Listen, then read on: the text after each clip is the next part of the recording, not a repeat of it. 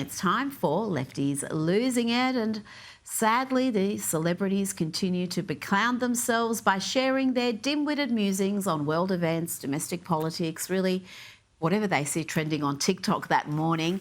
You know, I miss the days when we could put actors on a pedestal and delude ourselves into thinking they're really interesting and clever people. These days, they're all too eager to lecture the masses, and things go wrong when they go off script, when they start forming sentences not written by teams of professional writers. Then you get idiotic gibberish like this from Jason Bateman. Do you think Trump would have gotten the same number of votes if the people who voted for him had access to or the curiosity to seek out and find the truth, because they're not getting the truth over on Fox? Oh, the sweet irony. A clearly clueless, brainwashed Hollywood clown bemoaning other people being misinformed. And fancy saying that to MSNBC's Nicolle Wallace, among the worst of the activists in the mainstream media. Let's not forget Wallace and the rest of MSNBC for 4 years relentlessly pushed the Russian collusion hoax, the fine people hoax, the suckers and losers hoax. They even fell for the Jussie Smollett hoax. They fell for that one hard.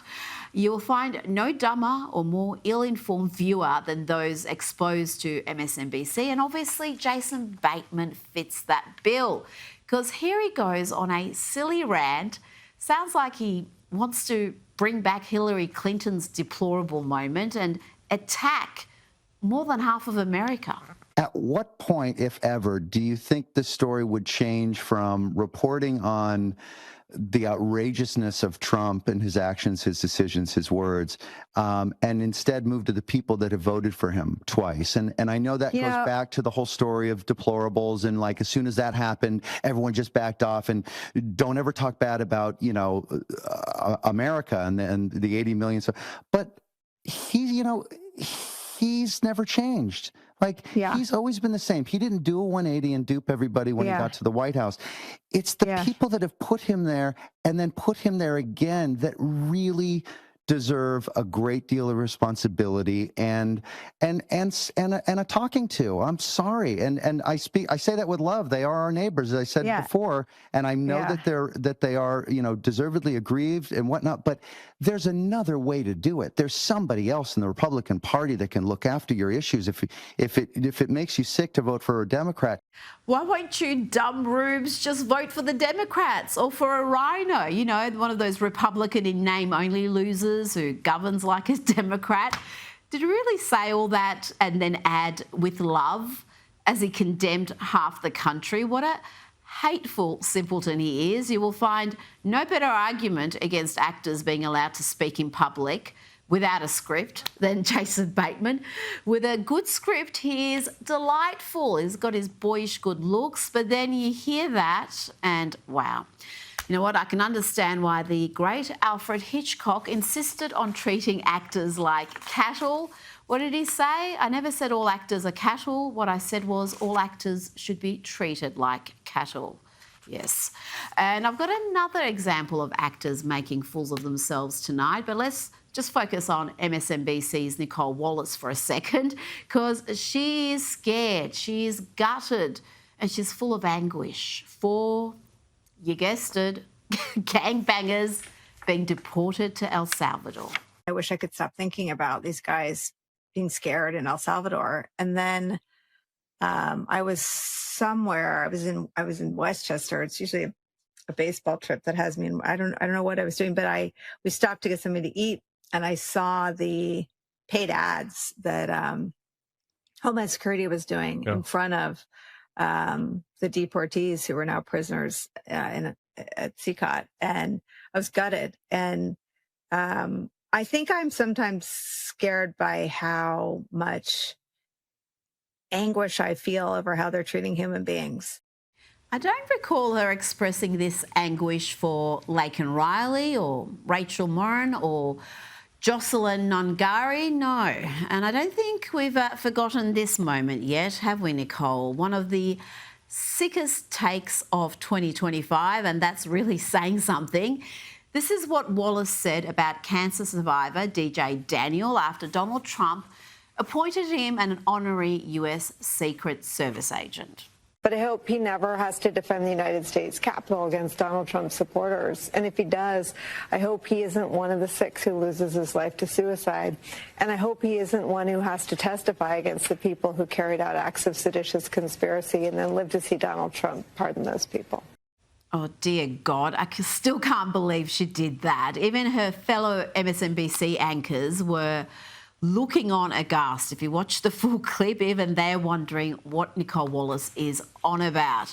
But let's get back to the actors insisting on forming complete sentences without the benefit of scriptwriters. Here is Charlize Theron giving a lecture. It's short on facts, but big on hyperbole and fear-mongering.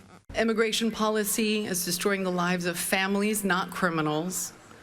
Women's rights are becoming less and less every day. Queer and trans lives are increasingly being erased, and gender-based violence is on the rise. Now to our favourite trans activist, and this time he's triggered by a Bible verse on his fast food packaging. Really don't like that it put a Bible verse on my food without my consent. I don't want to eat John 3:16. Get your John 3:16 out of here.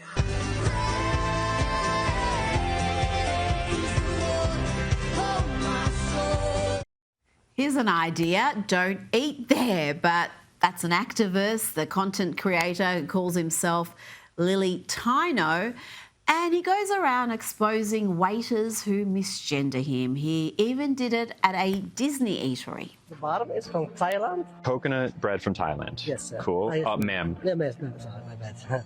And the middle one is from India. Makes me want to immediately leave because I no longer feel safe here. It's like, oh, my guard now has to be up. I'm not going to enjoy this bread as much because my guard is up. We should be able to go places and not have to worry. I don't think I really want this bread tower, actually. I think I'd rather have the check, if that's okay. Yeah. I think that's the training. We're supposed to say friend or just not use gendered language. It's like a pretty big thing that Disney has done. Nothing was wrong with bread. I just don't want it anymore. Just because they apologize doesn't mean she doesn't feel sad or offended. Yeah. Exactly, right? If you've accidentally ever hurt someone and say, I'm so sorry, it was an accident, do you expect them to be like, oh, it was an accident? Of course, no problem whatsoever. All of that hurt is now undone. That's not how it works. Are you kidding me? All that because he was called Sir once, from what we saw. He wants wait staff everywhere to change how they serve people to fit in with his lifestyle. And I wonder if he apologised to the women he photographed in a women's bathroom at Disney. He got quite the backlash for that one. So he's now doing what he does best, playing the victim and taking a break from content creation. We will miss his input on this segment. Now let's have a look at a politician doing it right, exposing the utter ugliness, hypocrisy and, yes, lunacy of the left. Here is Republican Brandon Gill, and he's questioning Diane Yentl here, the president of the National Council of Nonprofits. Are you a racist? I'm not a racist. You're not a racist. Particularly interesting because according to one of your affiliate charities under your nonprofit umbrella, denial of racism constitutes covert white supremacy. Are you a covert white supremacist? Sir, I'm here to talk about the essential work that nonprofits Are you a do. covert white supremacist? Can I talk about the work that nonprofits do in No, your I'm district? asking you if you're a Because I think that's covert white supremacist, which according to one of your own organizations, again, denial of racism constitutes covert white supremacy. Would you like to answer the question? I don't know what the question is. Just incredible stuff. Damn them with their own words. These people can't even play by their own stupid rules. And watch as this leftist continues to flounder, refusing to answer the simple question, are you a covert white supremacist? So you refuse to answer whether you are a covert white supremacist? I am here to talk about the essential work that nonprofits do. If you'd like to ask me a question I am utterly about dumbfounded. nonprofits You are on in your record right now, and you will district or not say throughout that the you are not a country. covert white supremacist? I don't have a definition in front of me. I haven't looked at the definition. I'm not going to answer a question about my personal views. I'm here to talk about the work of nonprofit organizations. I want to give you one more chance to do this. Are you a covert white supremacist? Why are we so off track from the topic? I'm asking you a very straightforward question. I've heard your question. Thank you, sir. And you're not going to answer whether you are a covert white supremacist. I would like to answer questions about the work of nonprofit organizations. Thank you. That is really, really astounding. I can answer very directly that I am not a covert white supremacist, and I imagine all of my colleagues can as well. Joining me now is documentary filmmaker and journalist Ami Horowitz. Ami, let's have a look at your possible new mayor in New York City, Zoran Mamdani. Here he is talking about growing up in a third world country while eating a rice dish with his bare hands. So the third holy grail of taboos in American politics, you have socialism, you have Islam, and then you have Palestine. And you are really going for the trifecta. Let's go, baby. Let's go. Tell me, why is Palestine a part of your politics? When you grow up as someone, especially in the third world, you have a very different understanding of the Palestinian struggle. Ami, can you explain to my audience just how impoverished Zoran's upbringing was, how his parents struggled? Tell me a little bit about his history and how he came to be this socialist. Let me tell you about the woes, the troubled upbringing, the rough streets that he grew up on. First of all, it reminds me of AOC, who cosplayed as a poor person for years. We all knew she grew up in a very solidly middle to upper class neighborhood in the quote-unquote Bronx. Actually, it was Yorkville, which is not the Bronx. Zoran Mamdani needs to pretend to be working class. He actually grew up the scion of a very successful anti-American filmmaker and equally anti-American Columbia professor. Yeah, those are the tough streets he grew up on. But I get why he's doing this. Rita, he needs to. Look, in the election, he absolutely crushed the luxury belief voters, right? He dominated the white affluent voters. He won Williamsburg and Greenwich Village and Tribeca.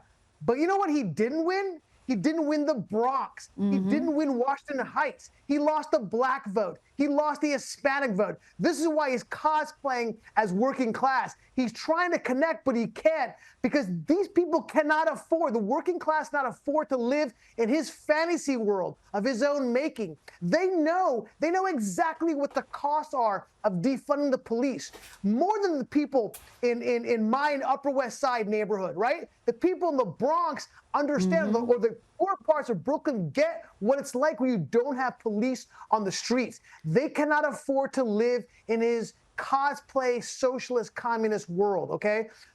You know what? When you look at the final tallies, what happened, the symmetry is beautiful. He won the upper class vote by 12%. He lost the working class vote by 12%. That says it all. That's why he's got to pretend to be some working class person. But far from the Democrats being worried about the influence of these hard left radicals on their party, we've got more and more of them wanting to emulate Mamdani's methods. Let's have a listen to Democrat Senator Chris Murphy on MSNBC. He was proposing really big, sometimes radical ideas to take power from folks who have way too much of it, like the big realty companies that are jacking up rents in New York City and transferring it to regular people. He did have a laser-like focus on cost of living, on shifting power to people who don't have enough of it. And I think if the Democratic Party, writ large, spent as much time or as big a percentage of our communications time talking about the cost of living as Mamdani did in New York, we'd probably win a lot more elections. Ami, they'd win a lot more elections. Do you agree with that assessment? No. I mean, how many times do I have to repeat myself? Rita, look, I mean, have they learned nothing from the election? Like, I mean, unless I'm GAD, it gives me business, right? It gives me the ability to come on your show and talk about this. So I hope they continue down this road. Look, they've learned nothing from the elections. That's the answer. They're going to continue to lose elections. I mean, the numbers are stark, okay? 50 out of 50 states moved toward Trump in the last election. Not 45, not 40, 50, including Washington, D.C., okay, trended toward Trump. They voted for Trump more in 2024 than in 2020 in 90% of all 3,000 counties in the U.S. I don't know what else you have to look at other than that, okay, because they're moving to the left. Look, the Progressive Institute did a poll recently, and it showed that 68% of working class voters, right? See my comments from this last, I don't have to say it. See my comments from the last thing I just said. 68% of working class voters said the Democratic Party is losing them because they are moving too hard to the left. They lost because they eroded their, forget about the swing voters and the independents, which they lost significantly. Their own base was eroded. Okay, the Black and Hispanic vote, they lost a significant percentage of them because of this leftward movement. I don't understand how they don't see that, unless they think they can win every election on the electoral might of white single women, right? What I call the Yenta class. Unless they think they can win every election on that, they're going to lose. And need I remind you, this is not a new trend, Rita. Bernie Sanders won the first 3 primaries in 2020. The only reason why he didn't sweep toward the Democratic nomination was because Jim Clyburn, the Black congressman from South Carolina, saved Biden's butt when he said we need to move away from Bernie Sanders, and that's why Bernie wasn't the nominee. Otherwise, he would have been. This is not a new trend. They are going to continue to lose elections.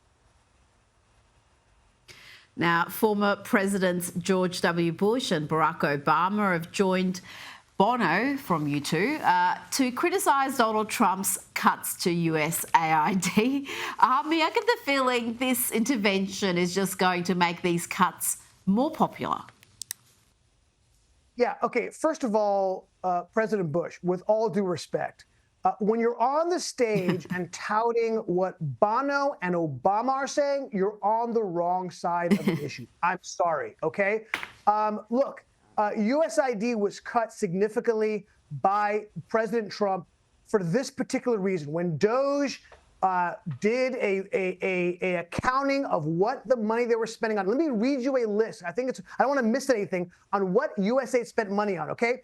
They spent $1.5 million to advance DEI in Serbian workplaces. They spent $70,000 for a DEI musical in Iceland. $32,000 for a transgender comic book in Peru. I'm not making this up. This is real stuff I'm reading. $2 million for sex changes in Guatemala. And by the way, Rita, that's just the funny stuff that we're laughing on. But there's some serious stuff. For example, we were funding nonprofits that were funding terrorist organizations and Al-Qaeda, okay? We were funding organizations that kept the poppy seed alive in Afghanistan, giving and supporting the Taliban. This is the situation that we find. And by the way, it is so disingenuous for them to say, yeah, but look at all the good stuff that you've all cut out. That's baloney. That's BS, okay? That is fake news. USAID was absorbed into the State Department. The State Department is still spending money on the important stuff. It's cutting out this crap I just said, okay? So it is spending money on things that we need to spend money on, but now it's not these unelected officials who are there forever, who have no accountability to the U.S. taxpayer, and now they do. That's the situation, Rita. Well, it was such an eye-opener, having an understanding where this money has come from for these activist movements. It never was organic. It was never grassroots. It was these activists who were using taxpayer funds to push their own political barrows, and the taxpayer was completely in the dark about it. So I think it's one of the great things that has come from Trump's second term. Now, before you go, there's some angst at CNN, and the New York Post is reporting that many are unhappy with anchor Caitlin Collins because she's purchased a very expensive Nantucket vacation home at a time when her colleagues are being sacked. They've got all sorts of staff cuts and other belt tightening measures happening at the struggling network. Should she be allowed to just enjoy her beach house without this angst? She works hard. Good for Caitlin Collins, okay? Good for her. Let her buy all the beach houses, okay? I don't understand what the problem is here. Do better. I think at the bottom line, yes, there are massive cuts happening at CNN. Why? Because CNN isn't pulling in ratings, okay? There's beach houses all the live long day at Fox News because they've got ratings. The CNN people are getting cuts because they can't pull in the money. Sorry, guys. If you can't do the work, you ain't getting the beach houses. Okay, I don't know what else to say.